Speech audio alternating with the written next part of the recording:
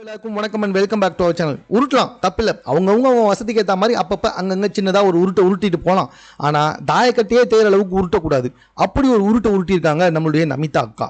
அதாவது இவங்க உலக யோகா தினத்தன்று மேடை ஏறி பேசின விஷயம் எனக்கு இப்போ வரைக்கும் பயங்கர கோவத்தை கலரி வந்துக்கிட்டு இருக்கு. கேட்குறவங்களுக்கும் பயங்கர கோவம் வரும். அதனால் லைட்டாக கோவத்தை கண்ட்ரோல் பண்ணிக்கோங்க. இது ஒரு காஷன் மாதிரி சொல்லிடுறேன். அதாவது இவங்க குழந்தைங்களுக்கு ஜெய் ஹனுமான் தான் தெரியுமா, அதாவது சூப்பர் ஹீரோவாக ஜெய் ஹனுமான் தான் தெரியுமா. Spiderman, Superman, super ஹீரோஸை பற்றிலாம் தெரியவே தெரியாதான். இது ஒரு முதல் உருட்டு. ரெண்டாவது, இவங்க குழந்தைகிட்ட இவங்க இங்கிலீஷில் பேசவே மாட்டாங்களாம். தமிழ் நல்லா கேட்டுக்குங்க, தமிழ் தெலுங்கு குஜராத்தில் தான் பேசுவாங்களாம். குஜராத்தில் பேசுங்க, அதை நாங்கள் எதுவும் தப்பாகவே சொல்ல. ஆனால் தமிழ் தெலுங்குன்னு சொன்னீங்க பாருங்க, அதை ஏற்றுக்கவே முடியாது. பொங்கலோ பொங்கல், இது பொங்கல் தினத்தப்ப நம்ம நமிதா நமக்கு சொன்ன பொங்கல் வாழ்த்து தான், பொங்கலோ பொங்கல்.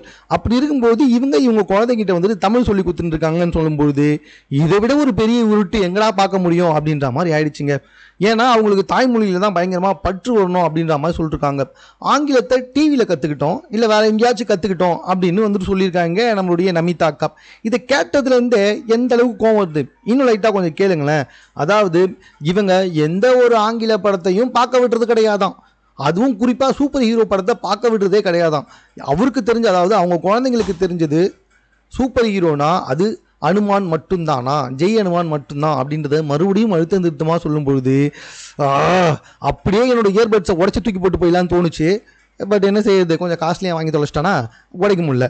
இந்த நியூஸை கேட்ட உங்களுக்கும் பயங்கரமாக கோவம் வரும் அப்படின்றது எனக்கு நல்லாவே தெரியும். பட் இருந்தாலும் அந்த கோவத்தை எல்லாத்தையுமே அடக்கிக்கலாம். ஏன்னா சொன்னது நம்மளுடைய நமிதா அக்கா. ஒரு காலகட்டத்தில் வந்துட்டு நமிதா அக்கா நம்மளை பயங்கரமாக என்டர்டெயின் பண்ணியிருக்காங்க. ஸோ அந்த ஒரு காரணத்துக்காக அவங்கள மன்னிச்சு விட்டுருங்க. மேலும் இது போன்ற செய்திகளை உடனுக்குடன் தெரிந்து கொள்வதற்கு நம்ம சென்னை சேனலை சப்ஸ்கிரைப் பண்ணுங்க. இது குறித்து உங்களுடைய கருத்துக்கள் எதுவாக இருந்தாலும் கமெண்ட்டில் நீங்கள் பதிவு செய்யலாம்.